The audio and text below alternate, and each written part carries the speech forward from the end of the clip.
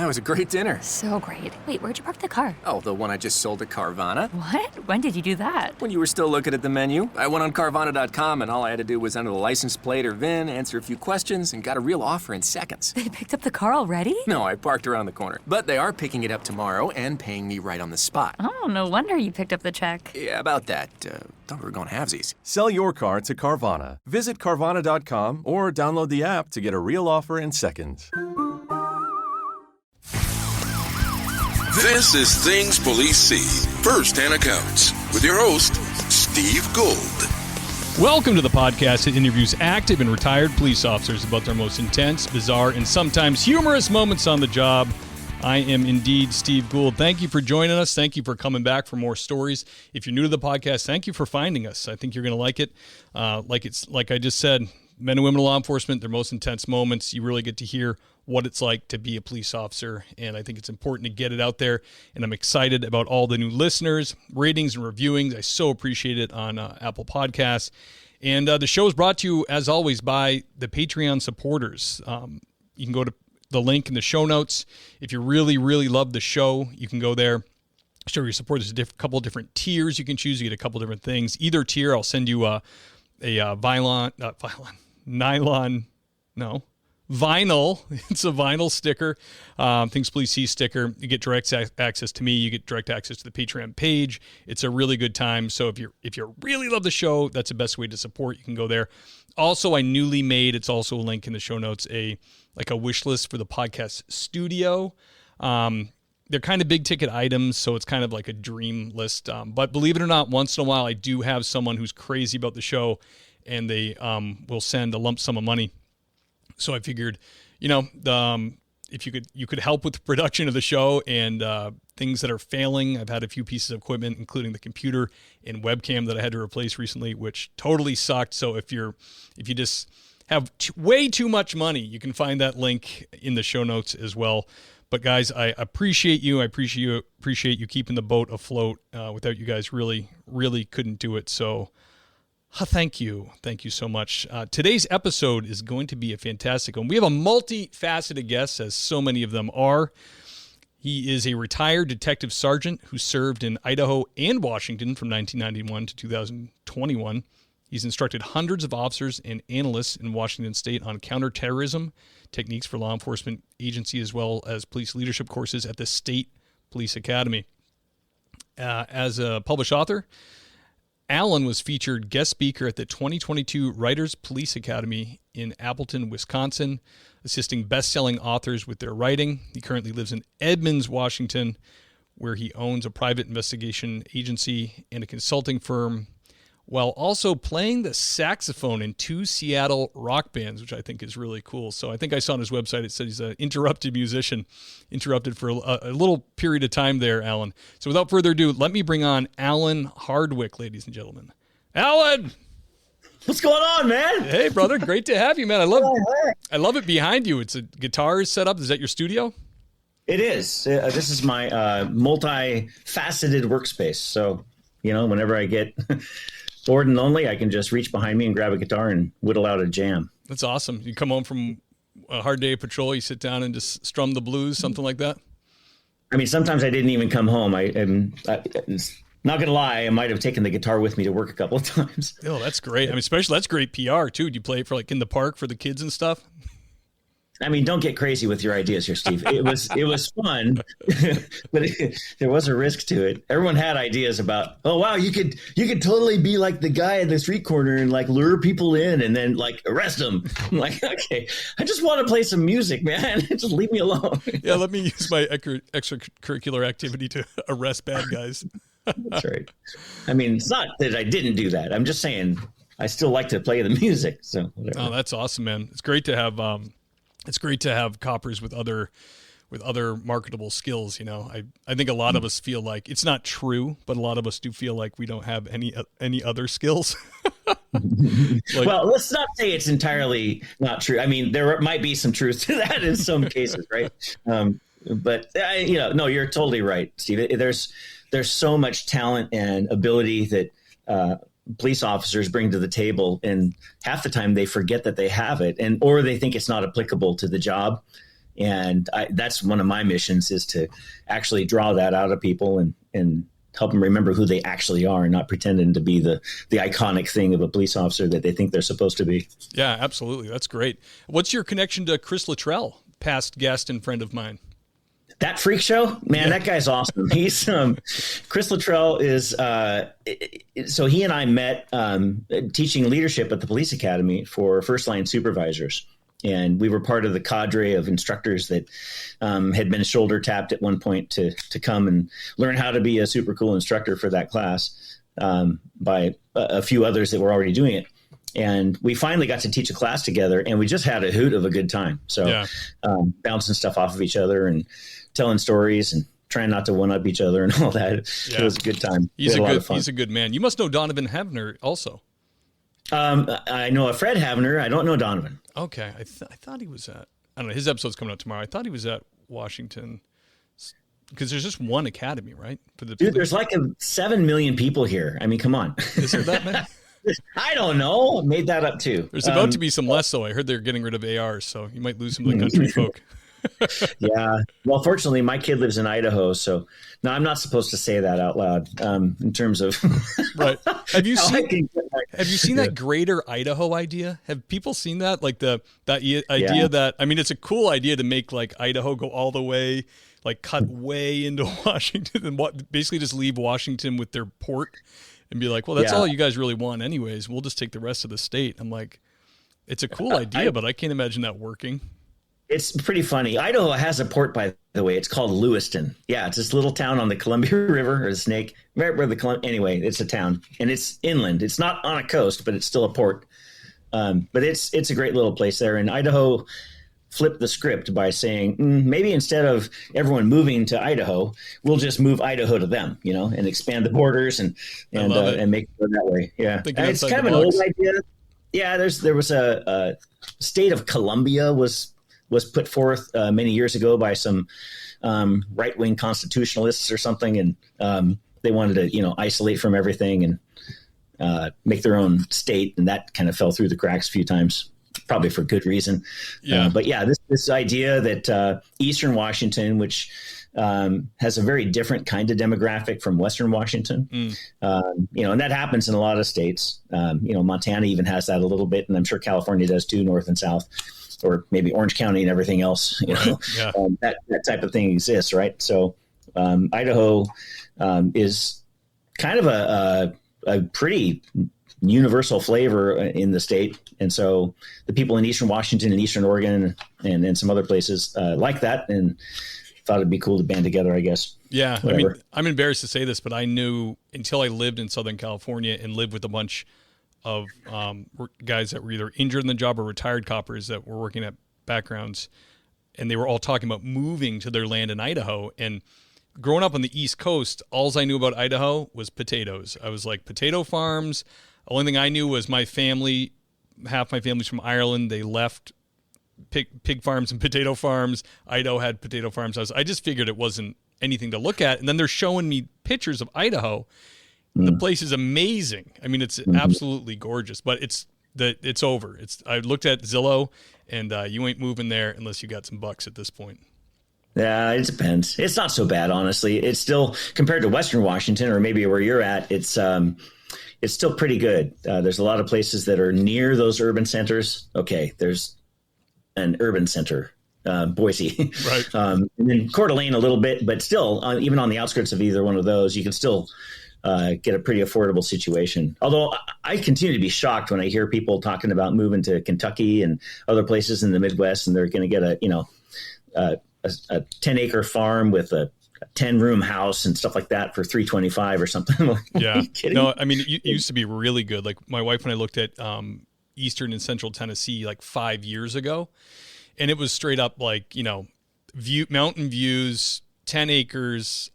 Recently redone farmhouse, and it was like $240, and I was like, and now those same places are like $480. So they're still affordable, but they're not 5 years ago prices. But so true. My wife has a good mantra about it. She just says, it's just money. We'll make more.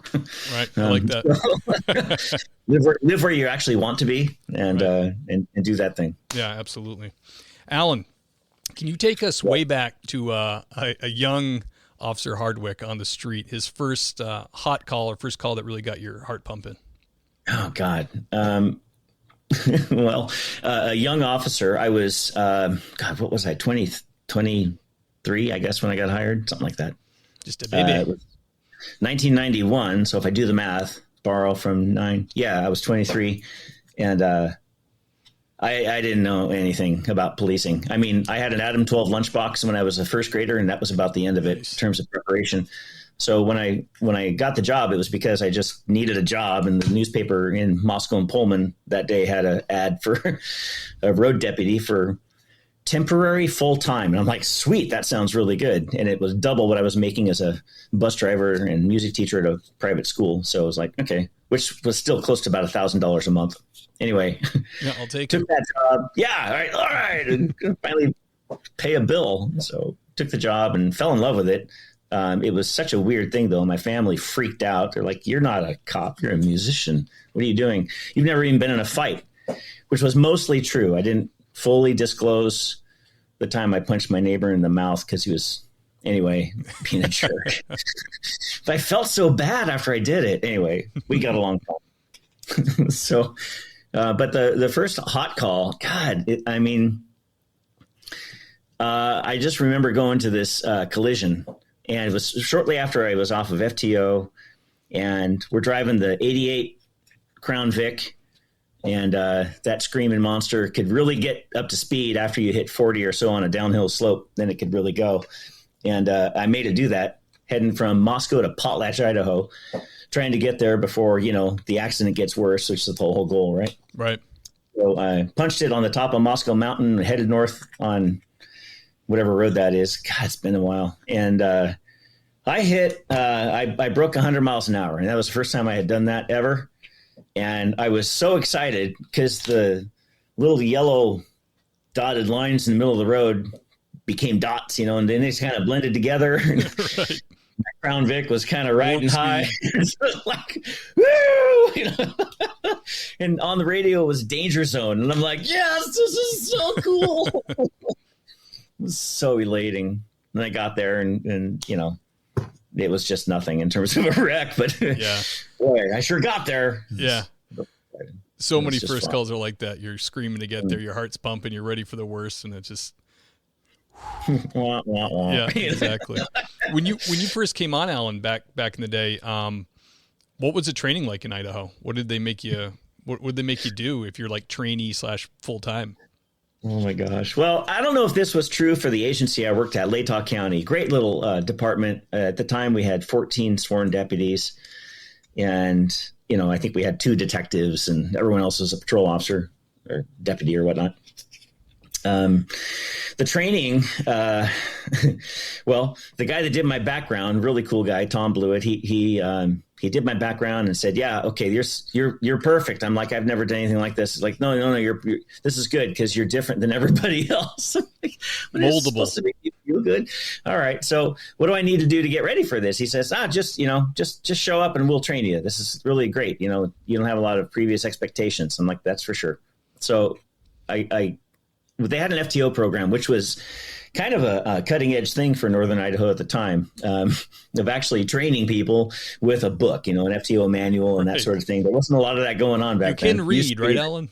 Yeah, you're right. Yeah. Are you breathing? Here, wear this. Here's your gun. Go forth and do good to the community. Right. But they did. I had a full on 7 weeks of field training with a great guy, Brandon Jordan, my first FTO. And, we hit the road and learned a lot. And by day 2, I was driving a police car.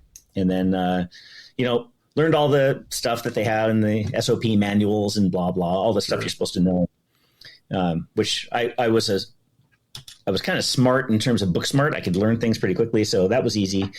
And then, but getting to that point was actually the crazy part. I didn't have anything. I mean, I was a pretty broke college kid, really. And I was recently married, so I definitely didn't have anything in terms of, resources. I was working at a wood shop part-time, helping this guy who was this master craftsman wood shop guy. and he would hire college kids that were destitute to give them a half-time job or something. So I learned the trade, and I had a pair of boots that I wore to the wood shop because it was freezing cold out in the barn in the middle of Idaho. It's everything you can imagine about being out there somewhere in a secretive little 300-acre farm that is actually a wood shop. That was life on the weekends. And I had a pair of boots, and those were the boots that I had to use when I was given my uniform. My uniform at the sheriff's office was a pair of wool trousers and a long sleeve wool shirt with the badge and patch. Right. And they said the rest of it I had to go get myself. Oh. So I think I scrounged up every bit of the $90 I could find, and I went up to a pawn shop in Spokane and picked up a Sam Brown belt, a speed loader, and a speed loader holster, which I didn't know that existed. Yeah. A pair of handcuffs, some Smith & Wesson handcuffs, which I still have today, and then a handcuff case. That was it. And so, but I didn't have boots except for the ones I wore at the wood shop, and they were maroon. Well, that was against regulation. Yeah. No dice.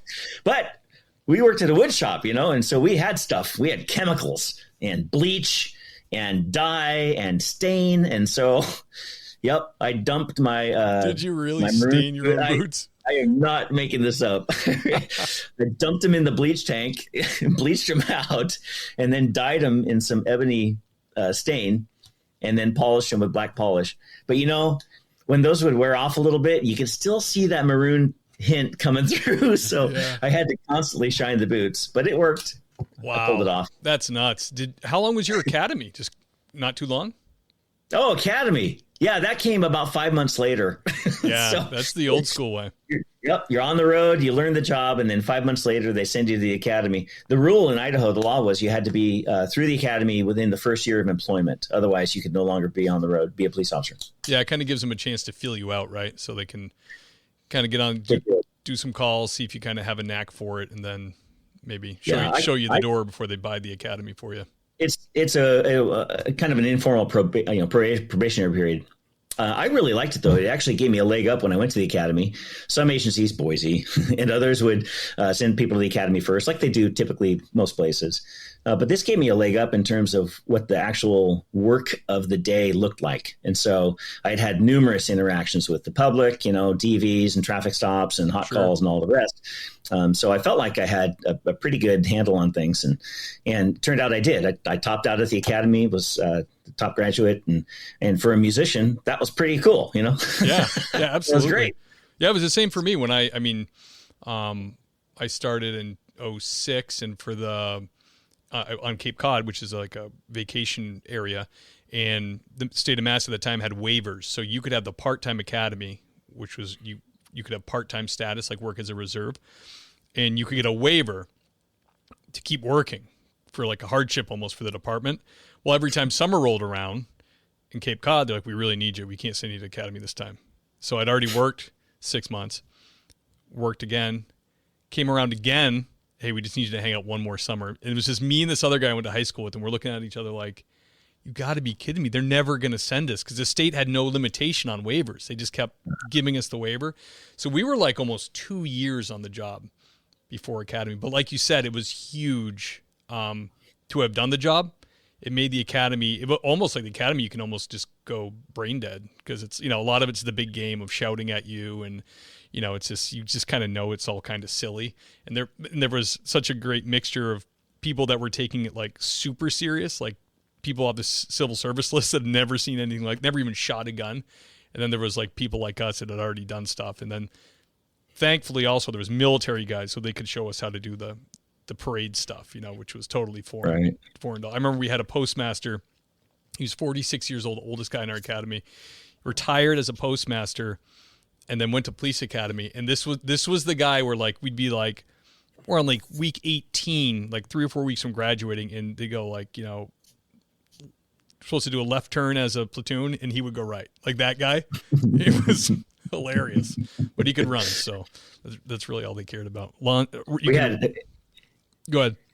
Yeah, we had the same type of thing. Actually, Idaho was a little bit progressive in this idea where they didn't do all the bracing and the super hardcore, drill sergeant type stuff. They'd really relaxed a lot of that activity.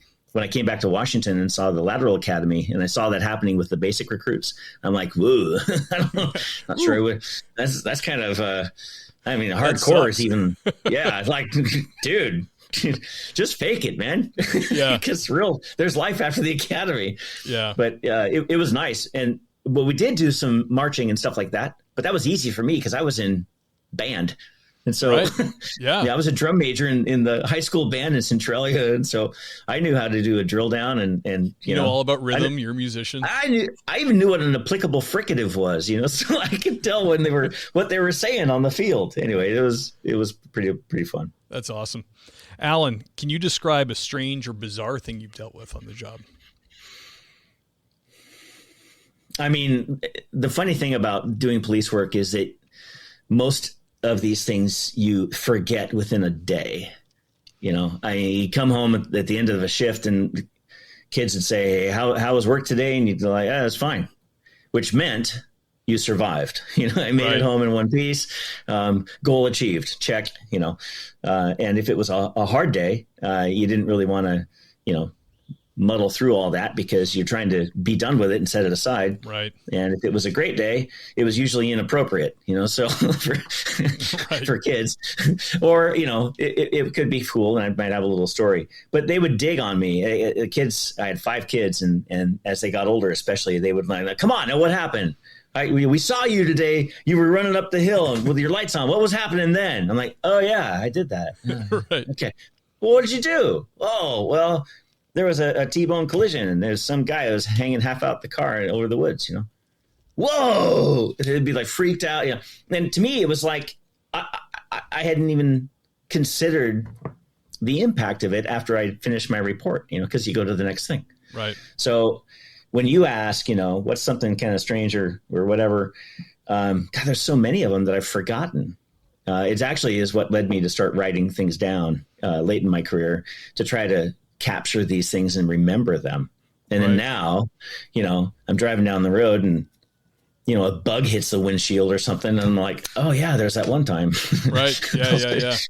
Comes back in the worst ways. But early on I had, I don't know, one of the funniest things I remember in terms of strange circumstances was I was a patrol sergeant in Edmonds, and we got this call of somebody that had hit a rock. Well, there was this boulder in this lady's yard, and it was on a curve, and people would routinely drive through her yard missing the curve, and so she put this huge boulder in the way, thinking that would stop it.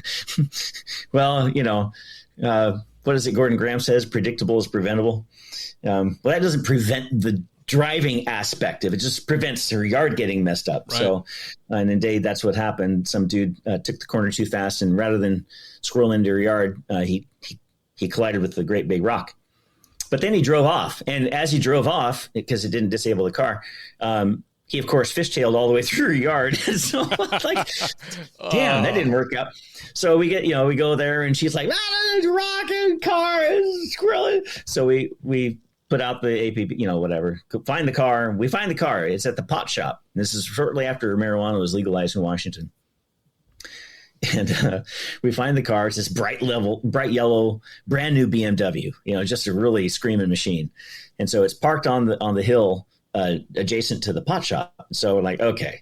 So a couple of our officers go down there. They walk into the pot shop. First thing that happens is the gal that works at the front counter demands to see ID from the cops because, she's got rules. We have to identify everybody that comes in the door or we're in trouble.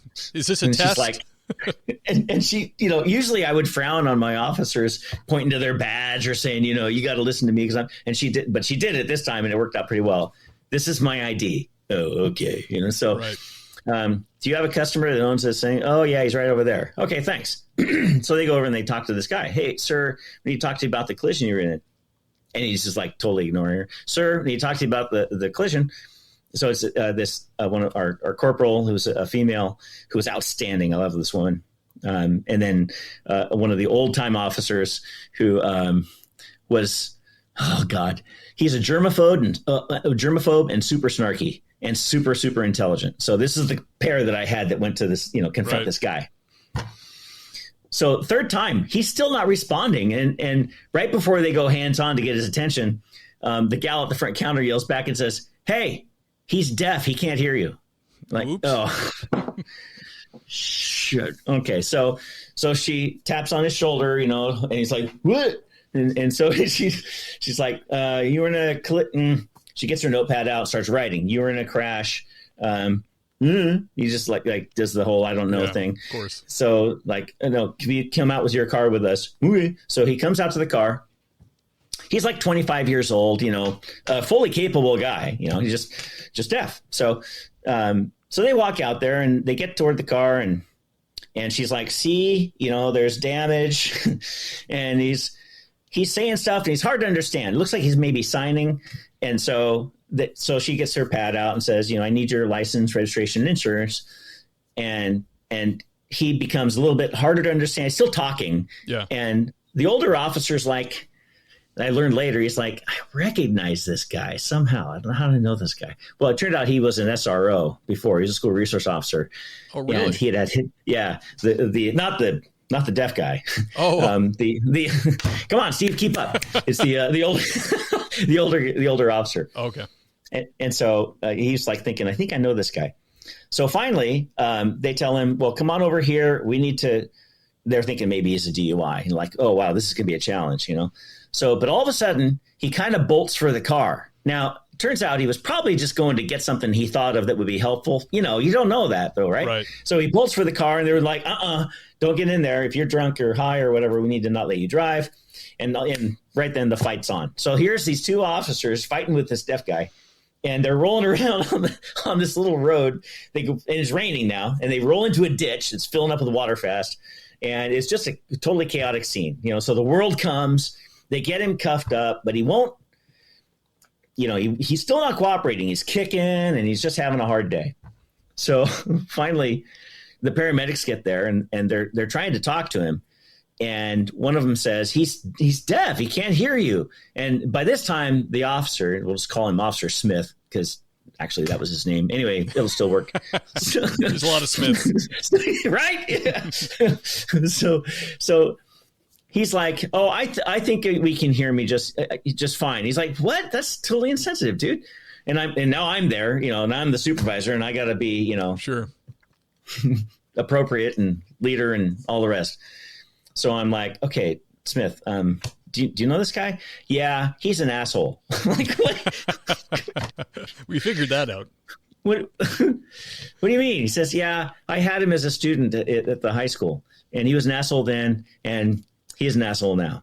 I'm like, "Okay, well, but what are we going to do here?" He says, "Well, he's under arrest for obstructing," and for hit and run. Okay, fair enough. So they go to ask him a question or something, and the medics are having a hard time communicating with him, of course, right?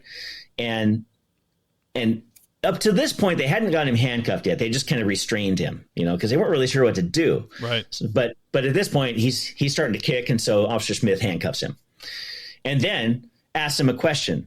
And then the paramedics get offended because he's asking a deaf guy, which they'd figured out he was deaf, a question. And he says, "Dude, he can't even answer you. You handcuffed him. So he can't hear, and now he can't talk." It's like, and Smith's like, "Oh yeah? Hey," he says to the guy, "Do you understand what I'm saying to you?" And the guy goes, "No." Okay, we're done here. Yeah. So, my cousin is deaf, and she can read lips like nobody's business. Exactly, and that's what Smith knew. That he remembered this guy. He's like, okay, this guy is an expert in communication, from lip reading to body language to all of it. He actually, it's a severe disability, but he was able to navigate it really, really well. And what he would do is just use it to his advantage. Yeah. Super unfortunate, really frustrating for anyone that's actually trying to help him. Yeah. So, yeah. When it's convenient, kind of like the people that are bilingual, but when you speak with them, they're like, "No say." No, yeah. But they do speak English. The other crazy one I had that I thought of when you asked me the question was I was on the Joint Terrorism Task Force, And, I'm a musician, right? So let's put him in intelligence and then assign him to the FBI, whatever. So I wound up leading these international terrorism investigations. And one of them involved a dude who smuggled some weapons from Pakistan into Afghanistan and then came to, the Seattle area in our AOR. And so we got the lead to track him down and see if he was, just a guy with an opportunity or if he was a cold-blooded bad guy or something. Right.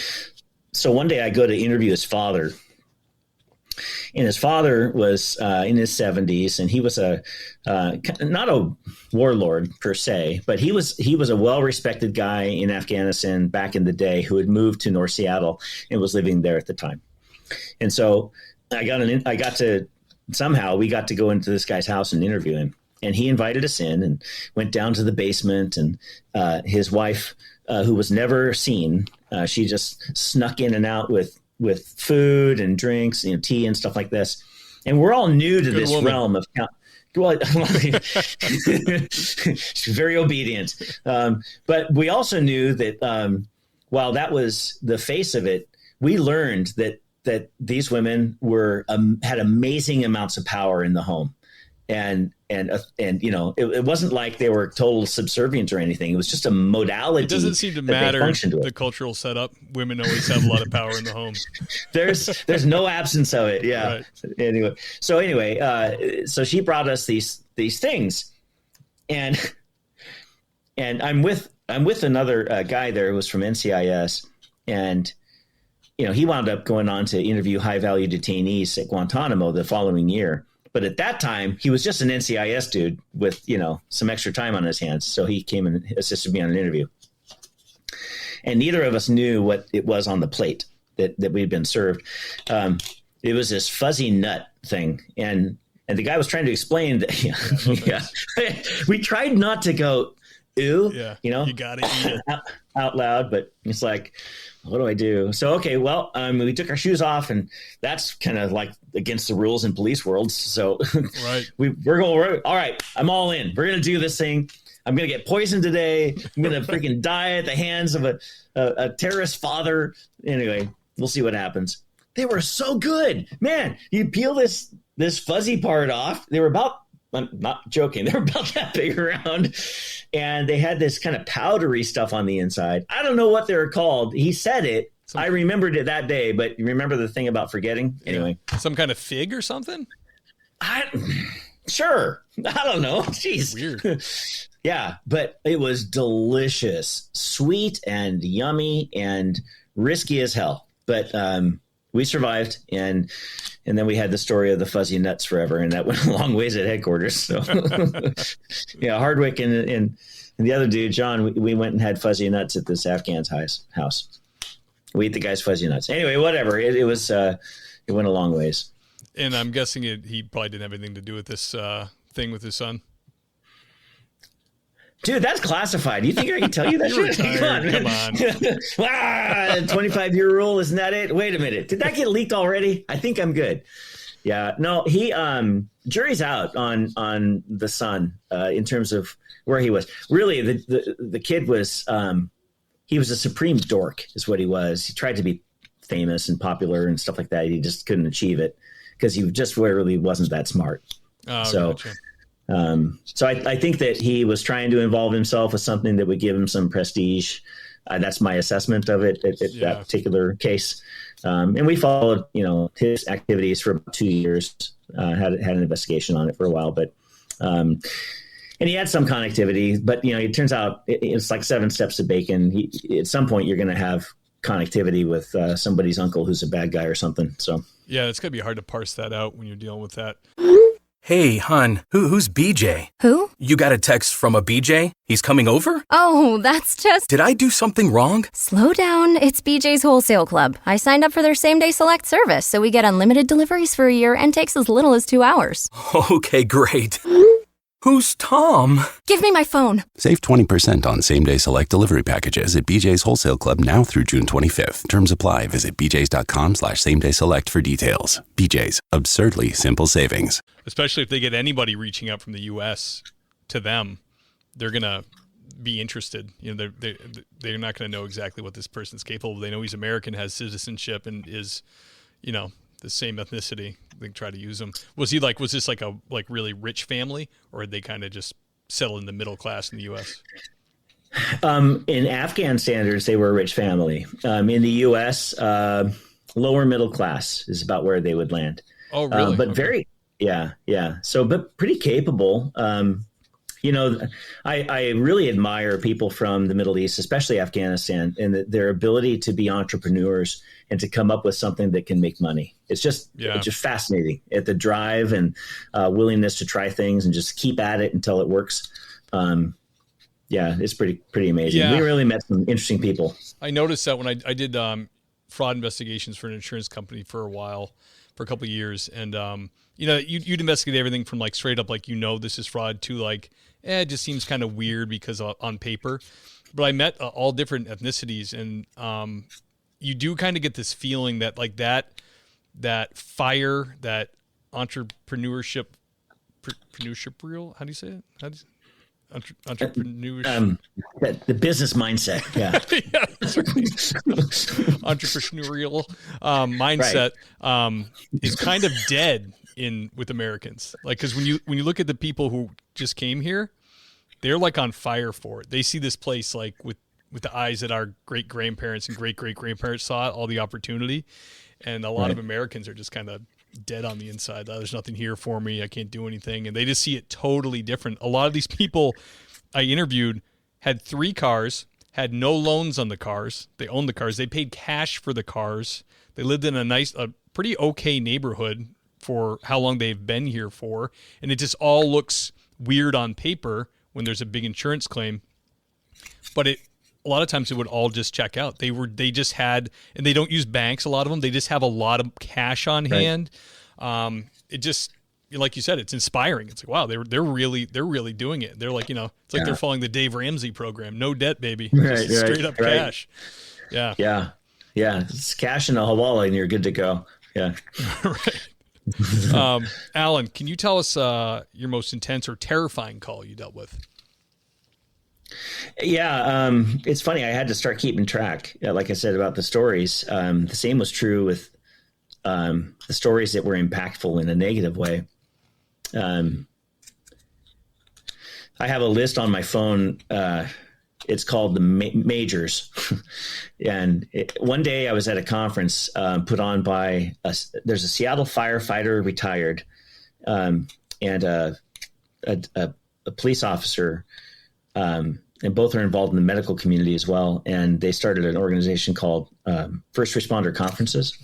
And they do these conferences around the country now. And they're outstanding. It gets into a lot of wellness and other topics, and not just from their classic officer wellness, make sure you breathe right and stuff like that. And, think good thoughts. But to finance. Just quit your worrying. What's wrong with you? Yeah, it's fine. Yeah. But they really take a very holistic approach to wellness for officers and first responders, and put it into this conference thing. And they walk you through some stuff. And so going through the stuff, I wound up thinking about things I hadn't thought about and realized kind of all the stuff that was in my backpack I was carrying around without even thinking about it. I'm sure. So I started writing it all down. And the list was way longer than I thought. And I've built on it over the years, of course, added more things and remembered things along the way. But the one that really takes the cake for me was the death of my best friend. I was in Boise, 1997, and Mark Stahl was a police officer who'd come from Los Angeles Sheriff's Office. And he'd been hired in the early 90s like me. He was working corrections there and about to get on the road. And he and his wife, Cheryl, decided to take off and go to the great state of Idaho. And so they moved up to Idaho. Mark got a job at the Ada County Sheriff's Office in Boise as a corrections deputy, and then quickly was able to make the jump to Boise PD as a patrol officer with the city. That's a busy city too. I mean, that's a major city for sure. Yeah. And at the time, when I was hired there in 93, I was hired there. I was one of 93 officers at the time. And 450 of us competed for those spots that were open that day. Like 3 spots were open. The good old days when people applied. Yeah, right? Yeah. You're a background guy. You get it.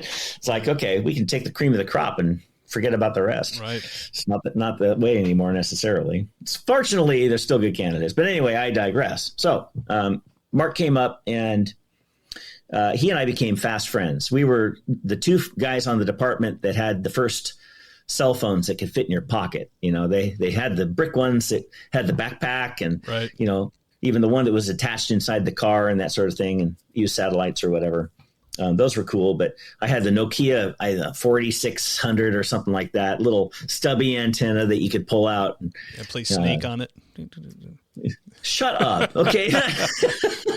This is so true. Yeah, then when Minesweeper came along, oh my God. Yeah. Amazing. Anyway, Mark and I were good friends, and he had 2 kids, and I had 3, I think, at the time. You lose track after 3.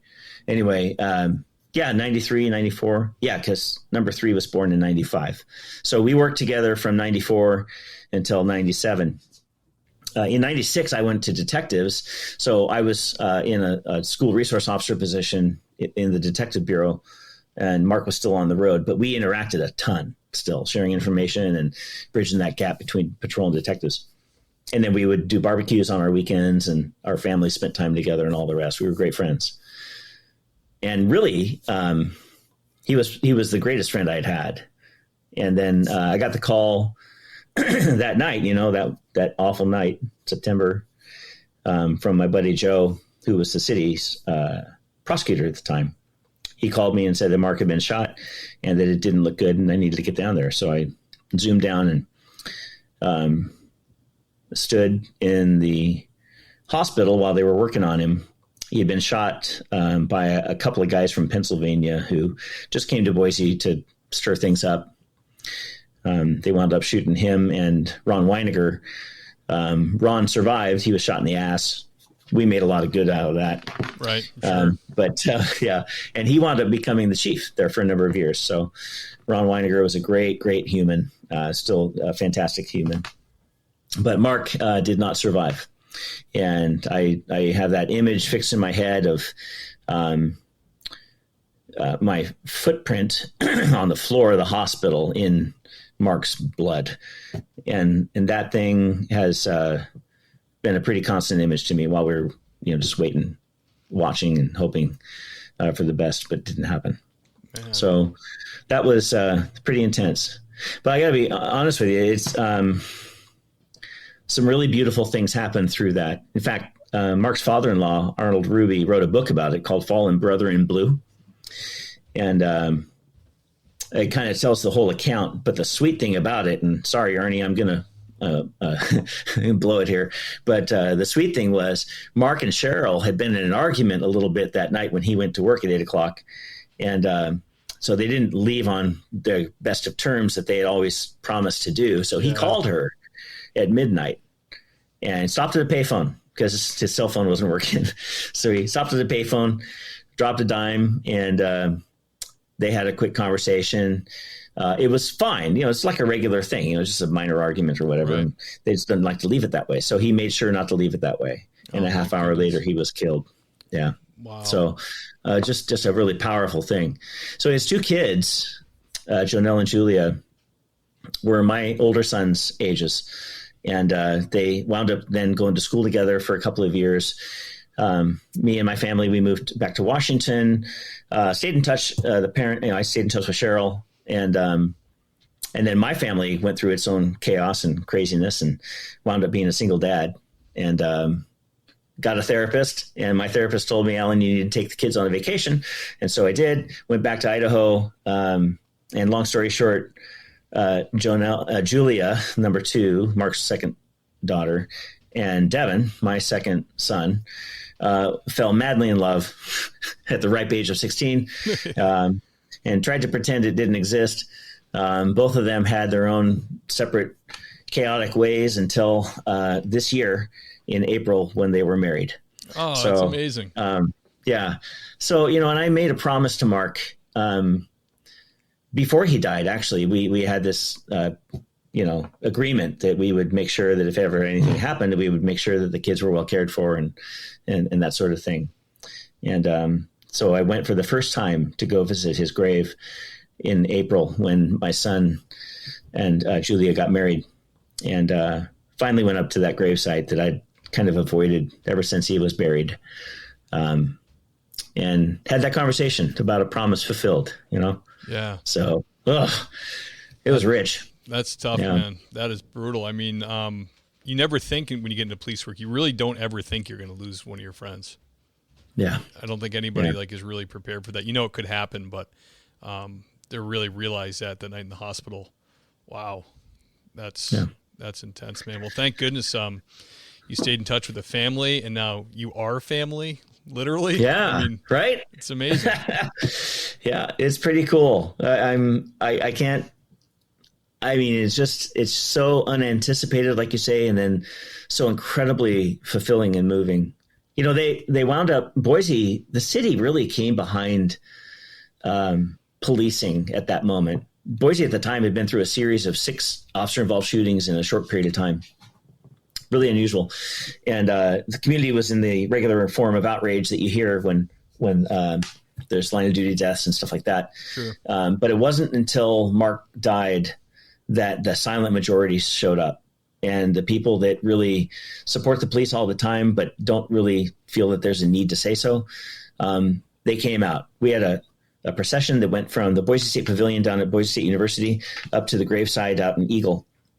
And the entire route was lined with people the whole way, 7 miles of people standing on the side of the road, saluting, flags up, the whole 9 yards. And they wound up building a police station and put it on Markstall Drive. The whole thing has really become a life of its own. Officers still sign in for their daily tour with Mark as a shadow partner on their CAD system. So that's really that's cool. It's really awesome. Yeah, the things that came out of it were just really, really beautiful. A fantastic legacy. So yeah. Well, as they say, God works in mysterious ways, right? You never know what's going on. That's an amazing story, Alan. Alan, can you tell us a heartwarming encounter you had on the job? There's again, so many. I'll talk about this one. There was an officer who had basically gotten kicked out of another agency nearby because she couldn't do directions very well. She's listening to this. She knows exactly who I'm talking about. Anyway, she was horrible with a map. She couldn't figure it out, Thank goodness there's for lots GPS. of phrases comes to mind. Well, right. And so the big debate at the time was, can we let these new officers use their little Tom thing or whatever and stick it in the window and leave a mark? And of course, the old school guys are like, no, you got to use a crayon, and use the map and pull it out of the map book and use the grid, and they got to know where they're at. Learn the streets. Absolutely. And of course that's true that you got to figure that out. But can you do the job in the meantime? And I argued that you could, and just use the technology so that we can help these people to be successful. And you know what? If that's the mistake they make that day, let's count your mistakes you make today. They happen all the time. So we have to just navigate that and mitigate our weaknesses. So anyway, we hired her at great risk, and but she was a fantastic human, and now she's a corporal, detective, and she was a detective and she has backgrounds. Check it out, right? And so she understands the value of bringing this eclectic work to the table. When she was my trainee, I was a field training officer, and I had her for a little while, and she. We went to a call of an 8-year-old who was trying to kill his mom. And he had a pair of scissors, and he was chasing her around the neighborhood with scissors. And apparently it wasn't the first time he'd kind of acted out like this. But this time was a lot more serious. And so we finally basically got him corralled, and he'd calmed down a little bit. And this officer, I took a photograph in the moment of her sitting next to this kid We'd taken the scissors away from him, but she didn't handcuff him. She put up a security plan so that if he bolted again, we'd be able to grab him quickly and keep him from hurting himself or anybody else. But her interaction with the kid was like, Aunt May. I mean, it was just like, I'm kind of your cool aunt that you wish you could hang out with all the time. And we're just going to sit here and chill for a while. And she found a book. I don't know if she had it with her or what. It was a book with about Shrek, a little children's, picture book or whatever. Right. And so she gave him this book and was asking him a couple of questions and then kind of ignoring him and then maybe asking him a question. And it was totally perfect for the moment. And I looked at that and I thought, half of the guys on my team, had they responded to this call and taken the lead, it would have ended very differently. It could have been, crazy or hard or I don't know. But the way it worked out was just so beautiful. And I thought, you know what? Give her the tom-tom. Yeah. The damn GPS. Let's figure out so we can have this human interacting with the public, because what she brings to the table is unique and is going to be perfect at some point along the way. And it sure was that day. And I got a picture of it. And I was so excited about this. And we put that picture up in the hallway for a couple of years. And it really spoke the miles of how sweet it was that, we all bring these different weird things to the table. I'm a musician, my father became a trapper. Wow. I know how to skin muskrat pretty fast. What the heck? That's like super weird, Yeah. I didn't have a lot of friends anyway. Yeah. But all of that stuff comes to bear in this line of work called law enforcement and being first responders, because of the way that you can interact with people on such a weird and different and unique level at the moment. Yeah. So Takes all kinds. I love that so much. The days of cookie cutter, square draw, Tron, RoboCop type things need to be gone. I mean, there's a piece for that. I want that guy too. Right. Yeah. Yeah. But we all can't be that way. It just doesn't work. Yeah, absolutely. Yeah. That's a great story. This is a popular question. Advice for new police officers, candidates, people thinking about it, people on the fence about it. What would you tell them with all your experience? Well, the fun thing to say these days is run. Right. Run away. Run away. Keep running. No. But honestly, my hat's off to anyone who wants to enter this arena. It really is. It's a very challenging time. But I remember when I entered the arena, it was a challenging time then. I mean, when I was in the police academy, Rodney King happened. And half of the people that were in law enforcement were like, oh God, we're done. Hell in a handbasket. This is never going to work anymore. And then a few years later, they started to whittle down on our ability to do pursuits, or, the fleeing felon rule started to get ironed out a little differently. Oh my God, it's never going to work. We're going to fall apart. And so in some sense, today's policing challenges are sort of like that. Now, you can make an argument that there's some fundamental, watershed differences right now. And maybe that's true. But I think if we look at it with the eyes of, what, law enforcement just has to happen. And if we can do it in such a way that somehow advances safety for officers and still can get the job done one way or another, then let's just go with it. Keep going.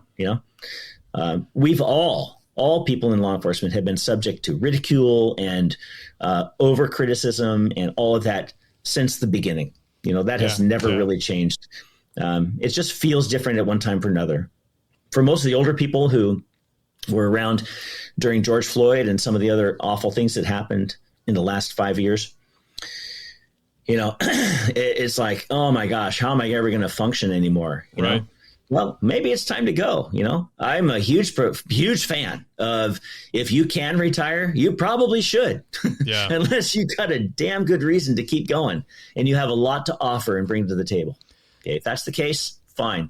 But you should never be judged or look back poorly on a decision to leave the industry when you're capable of doing so. If you've left something good in the wake, leave when it's good. Don't wait for 3 bad days. Yeah. Stupid. Yeah, I know. Why do you want Totally You want to agree. make everybody miserable? I know. There's guys that hang on, and it's the only thing in their life, and they're just going to go until they like in Mass, there's an age limit at 65. You got to go. Mass is like going backwards. I think probably because of money. I'm grandfathered into the old retirement system where after 32 years, which still wasn't that great. It's 32 years. You can go at 55 years old and get 80%.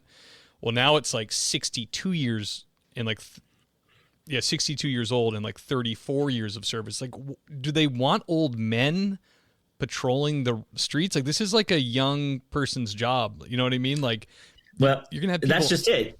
You have competing interests here, and cities are corporations. They have to make business decisions about getting work done. That's fine. That's an interest that exists, and it's a valid one. But in this line of work, you got a shelf life, man. And at some point, knees don't function the way they used to, and your processes and your expectations and all of that adds up in a weird way. So yeah, it's a young person's job, I think, for the most part. Leadership, having that legendary understanding and backdrop is super valuable. There's just not enough room up there for everybody. Some people have to stay patrol and they get old and gray. It's like, geez, that's true. It's going to break and his hip. Actually, even on the outside, you can still function in a way that impacts the world, and impacts policing and police leadership and stuff, So I don't know. I'm a fan that if they can go, they probably should. But for people that are getting into the job, what I've always said is to people say, hey, Alan, I'm thinking about becoming a police officer. What should I study? How can I best prepare? And I always tell them, study English. Just learn how to write. I mean, because really that's what you do. You tell stories in a police report. You recount things that happened and present that to prosecutors and defense attorneys and. And relating your perception has never been more important, to do that accurately so that people can see how you felt. That's real important now for use of force. Totally. Yeah, definitely. And, learning how to do that in a way that doesn't look like you're just regurgitating statutes and policies, you know. And I've seen a lot of training that suggests that that's the way to do it. Before you write your use of force report, make sure to refer to the manual and then hit all the hot use terms. use those words. And that's a good idea. And in one sense, you're creating a defensible stance. But what that reads in court and to a jury is like, oh, they're coming stuff up. They're not telling the whole story because it's not a story anymore. I grabbed for the assailant's arm to put him into the arm bar transport position. Yeah. It's like, he's flailing. There was 6 guys on him. And I assisted him to the ground. Aided and assisted, guided him. Come on, man. You throat punched him and dropped him to his knees. Anyway. Anyway, so it's I'm not saying that, there's that's the right way to write it, but I don't know. It's a challenge. So understanding point of view, understanding how to write and how to interpret a situation, how to speak in front of people, all of that is super, super valuable stuff. And I'll tell you, I'm sure as a background investigator would understand how valuable it is. And how many times you probably said, this candidate, looks good on paper, but they just don't have a lot of life experience, or they don't have a lot of real world, whatever. We get that all the time. And that's an intangible a lot of times, because I've had 21-year-olds who hit those marks with high numbers. It's like, oh, wow, this guy's really experienced some life and has a context for the world. Right. So I don't know. It's, get life experience, go out and do the crazy stuff and then be honest about it. Yeah. Boy, we had some crazy ones. I'm sure as a background investigator, you've heard the crazies. Good Lord, the things that people will admit to. Yeah. Yeah. They actually took one out when I was at LAPD as a background guy. They used to have a sex with animals question. And I was told they actually removed it. Because people would, they would say crazy things they did very young. Like once I was 7 and I'm not sure I want to know this part. I let the cat lick me, and it's like, and then it's like, all right, there's 7. Everything else, there's psych. Everything else seems fine, but they did say this one thing, and it's not that it happened; it's that you told about it. Why are Yeah, you and telling now we me? can't unhear it, you know? Like, So they just got rid of the question. They're like, don't ask about animal sex anymore. We're like, this doesn't seem that good of an idea. The new "don't ask, don't tell" policy. Yeah. It's Exactly. Hey, it's funny. That same question was the one of our background guys was saying that why does this keep happening?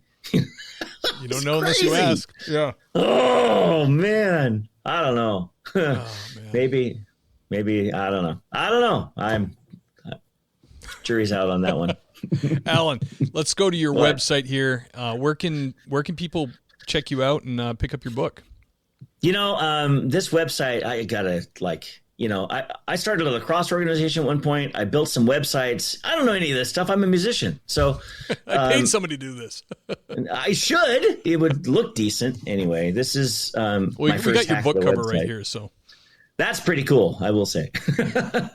Yeah, Never Been This Close to Crazy was published in 2019, and it's available on Amazon. If you go to alanhardwick.com, you can click on the book, I think, and it'll probably take you to Amazon. Let's try. Or you can search it. Oh, God, is this real life stuff? Yeah, there it is, available on Amazon. The heck? That's super cool. You did it, Alan. Works. You made it. Dude, this is like live and direct right now. It's happening. You're testing me. Oh, my God, there it is. Bam. You should hide your wish list, dude. Yeah, I'm kidding. That's a joke with the wish list I made. There's I wish anyway. Yeah, there's paperbacks which are down in price. That's cool. There's a hardback version. These are all print on demand. Super cool. And then there's the ebook as well, the Kindle. And if you're a Kindle Unlimited subscriber, you can just read the thing for free. Oh, sweet. You know. And if people are really interested in that sort of thing, just get a hold of me. I'm not too hard to find. I'm in a couple of bands, and you got my Instagram pasted on top of my image right now. There you go. Right here or something. It's backwards. So, yeah, that's fine. Awesome, man. Well, thank you so much for coming on. I was honored to have you. Everybody go check Alan out, and I'll put a link in the show notes and on the website for your books, your website, and your Instagram so they can follow you. Steve, I really appreciate the work you're doing, and God, keep it going. I think that there's not a better time for law enforcement to be able to tell their stories, and not just wait for them to get on Netflix or Dateline. Yeah, exactly. Well, I appreciate that, brother. Can you hang out for like a couple minutes while I do the outro? Yeah, just this once. All right, brother. The great Alan Hardwick, ladies and gentlemen. Really, really fun interview. Very interesting dude, musician. I wanted to ask him about playing the sax. I was going to ask if Alan could actually play the sax, play like one of those 80s rips. Alan, do you have a saxophone? He's shaking his head. Guys, thank you for checking us out. Thank you for all the ratings and renew. Oh, hold on. Let's get back to Alan right now. You got a sax? I have my sax. I'm in my studio, dude. What do you think? Can you play like an 80s rip? Oh, my God. Are you not going to make me do this for real? Well, it's up to you. I mean, Jesus. Well, I don't know. What you want? I haven't played this. Oh, yeah. That sounds great. Oh, man. Anyway, whatever. All right. Thank you, sir. I love it. That's awesome. Sax is making a big comeback, man. What do you mean? Never went away. Where'd you go? I don't know. I was in the 80s and I didn't hear it for 20 years. I'll be right back. I got to do the outro. Thank you. Awesome. All right, there he was on the sax, ladies and gentlemen. Awesome. Like I was saying, thank you for the rating and reviewing.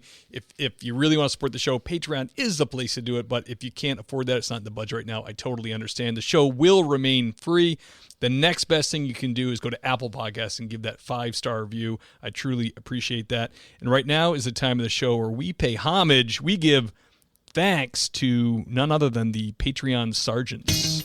I'm talking about Sarah Pomeroy, Andy Biggs, Greg Gadboy, Adam Mehall, the great Chris June, Gary Steiner, Jake Finito, John Shoemaker, Lauren Stimson, the handsome Lane Campbell, the great Seth Wright, William James Long, that's Deputy William James Long to you, James Rose, Tony Fahey, the great Ben Peters, Braden Walker, Corey Payne, Jason Lau, the great Mike Wynn, Nathan Gowan, Sasha McNabb, Scott Minkler, the great Tammy Walsh, Sean Clifford, Dennis, because that's all he put, Motor Cop Chronicles, that's Iceman, George Tessier, Nick New, Scott Young, the great Tom Connell, Wayne Miller, Derek Warden, Burley Boards, that's Dan Carlson, Doug and Kelly Newman, Joe DeFries, Dave Ellman, Elliot Sykes, Holly Van Ober, Richard Tolles, Brittany Sims, and almost made it, and my man Christian. Thank you guys so much for the ratings, reviewings, and mostly and totally thank you to the Patreon supporters. You guys are the best. You're keeping the boat afloat. I love ya. I need ya, and I appreciate ya.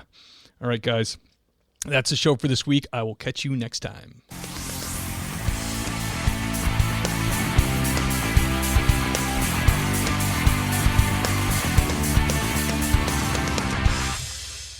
When it comes to finding the right treatment, each person has their own story. Go to Wakix.com and hear the stories of real people taking Wakix pitolisant tablets, from diagnosis to finding support, and their experience with Wakix. Watch now at Wakix.com.